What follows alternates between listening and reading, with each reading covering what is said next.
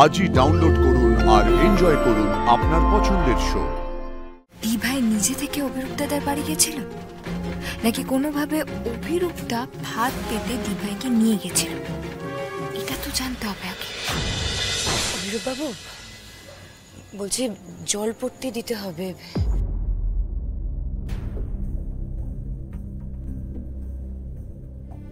এই জলপট্টিটা দিলে আশা করছি আপনার জ্বরটা কমে যাবে, তারপরে ওষুধের ব্যবস্থা করব, কেমন?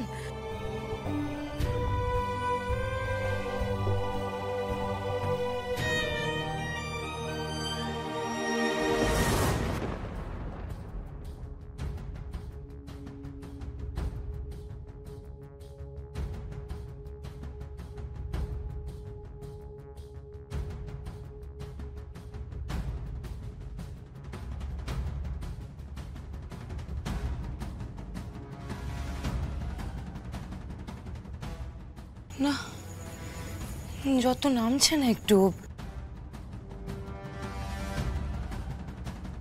অভিরূপ বাবু শুনছেন? আপনার কি শরীরটা খুব খারাপ লাগছে? অভিরূপ বাবু একটু তাকান।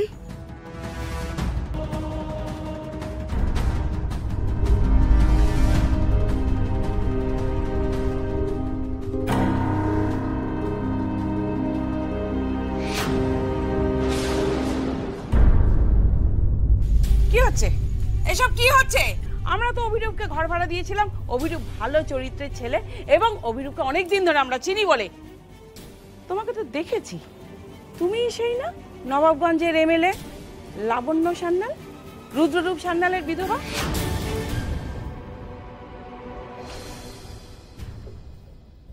এত রাতে একটা ছেলের ঘরে তুমি ঢুকে এসেছো কেন বলো?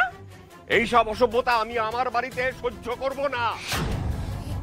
কি বলছেন আপনারা? কাকু তো ঠিকই বলছে, এসব নোংরামি তো অভিরূপদা আগে কোনোদিন করেনি। নোংরামি মানে? শুনুন, ওনার ধুম জ্বর, আমি খবর পেয়ে ছুটে এসেছি। ভালো করে দেখুন, আমি জলপট্টি দিচ্ছিলাম। নোংরামা আমি নই, নোংরামা আপনারা করছেন। চিৎকার চেঁচামেচি কেন হচ্ছে? লাবণ্য ম্যাডাম, আপনি এত রাতে এখানে? সরি, আমি বুঝতে পারিনি, আমি আসলে জ্বরে বেহুশ হয়ে গেছিলাম। আপনি কেন আবার এত রাতে?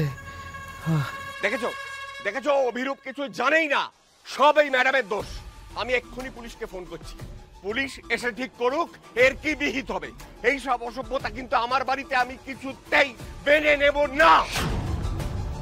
শুনুন মশাই, আপনার দিদি যে কাণ্ডটা ঘটিয়েছেন না আমাদের বাড়িতে, সেটা বলতে আমার লজ্জা করছে, সেটা মুখে আনা যায় না। অভিরূপকে তো আমরা আগেও দেখেছি, সে ফিরে এসেছে রাজমহলে, সেই দেখে কর্তা বললেন বাড়ি ভাড়া দেবেন, নয়তো আমরা অবিবাহিত ছেলেদের বাড়ি ভাড়া দিই না।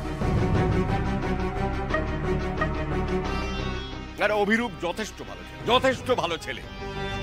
আরে লাবণ্য সান্যাল একজন নেত্রী, পাবলিক রিপ্রেজেন্টেটিভ, একজন এমএলএ যে এমন কাণ্ড ঘটাবে সেটা ভাবতে পারা যায়? কেউ ভাবতে পারে? আমার দিভাইয়ের নামে যদি আর একটা উল্টোপাল্টা কথা বলেছেন না, একেবারে শেষ করে দেবো আপনাকে। দাদা ভাই, অভিরূপ দাদা কোথায়? তাকেও তো একটা উত্তর দিতে হবে।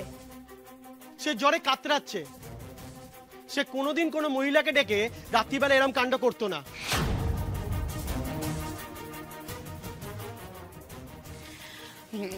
এখন এসব কথা থাক।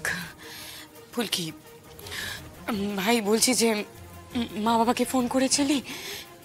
ওরা কখন আসছে? ওদেরকে তাড়াতাড়ি আসতে বল। বাইরের লোকের এই সমস্ত কথাবার্তা আমার কান মাথা গরম হয়ে যাচ্ছে, আমি পারছি না আর। দিদি, তুই কেন লজ্জা পাচ্ছিস? কারণ উনি একজন রেসপেক্টেবল লেডি হয়েও যে কাণ্ডটা ঘটিয়েছেন সেটা খুব খারাপ। হ্যাঁ, আর এই ফুলকি দাস তো ওনারই আত্মীয়, তাই না?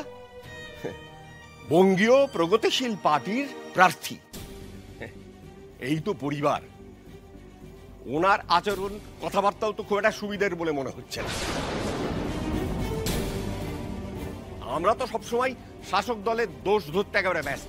তা এই যদি বিরোধী পক্ষের নমুনা হয় তাহলে তো ভাই আমাদের রানীমার আমল অনেক ভালো ছিল। কি ব্যাপার, এত লোক কেন এখানে? কোনো সমস্যা হয়েছে নাকি?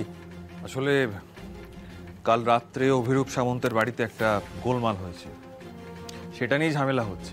আমরা এফআইআরটা নিইনি, থানার বাইরে এই বিষয়টা সর্ট আউট করতে চাইছি, তাই জন্য এসব। কি ঝামেলা? তা নিয়ে তোর তো কোনো দরকার নেই ভাই, তুই ভেতরে জানা। কিন্তু দাদা, গোটা বাড়িটা তো আমারও, তাই না? আর এই রাজমহলের দায়িত্ব তো একা ফুলকির নয়, তাই না? এতদিন ধরে সবাই কোনো সমস্যা হলে আমার মায়ের কাছে আসতো, আর আমি আমার মায়ের সঙ্গে থাকতাম কি? তাহলে আজকে কেন?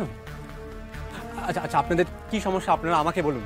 দাদা, কাল রাত্রিবেলা অভিরূপদার ঘরে আমরা এমএলএ লাবণ্য সান্যালকে দেখেছি, আর আমরা ভিডিও করে রেখেছি। কাকিমা, আপনি দাও তো ফোনটা। এই দেখো দেখো দাদা, দেখো।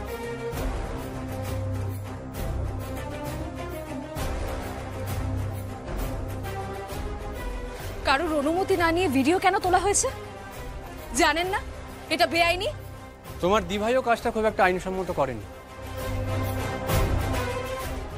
আমার দিভাই নামে যদি আর একটা বাজে কথা বলেছো ছোট কুমার, তাহলে খুব খারাপ হয়ে যাবে।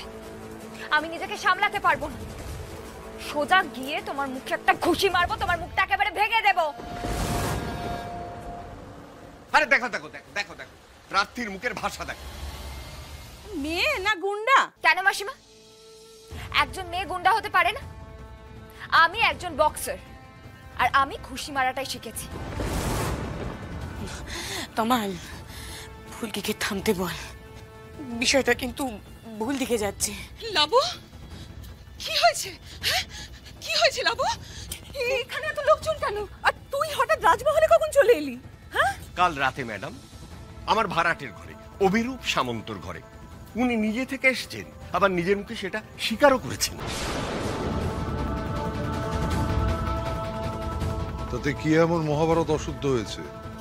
আমাদের প্রত্যেকেই তো নিজের ইচ্ছে মতো যেখানে খুশি যাওয়ার অধিকার আছে। বাহ বাহ বাহ বাহ বাহ, চমৎকার কথা। আপনারা ঠিক কি করতে চাইছেন এখন? আচ্ছা, দুজনেই তো প্রাপ্তবয়স্ক, রাইট? তাহলে আপনাদের সমস্যাটা কোথায়? মানতে পারলাম না স্যার, মাফ করবেন। প্রাপ্তবয়স্ক হলেই যা খুশি করা যায় না, এইসব নোংরামি কিন্তু আমরা মেনে নেব না। নেহাত অভিরূপ অসুস্থ, নয়তো কিন্তু নয়তো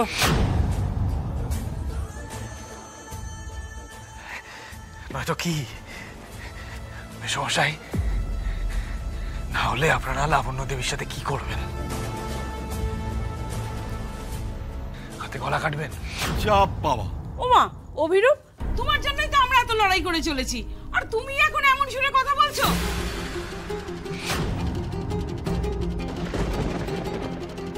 আমার কেমন মন বলছে অভিরূপদা দিভাইকে ফাঁদে ফেলে দিয়েছে। দিভাই নিজে থেকে অভিরূপদাদার বাড়ি গেছিল, নাকি কোনোভাবে অভিরূপদা ফাঁদ পেতে দিভাইকে নিয়ে গেছিল? এটা তো জানতে হবে আগে।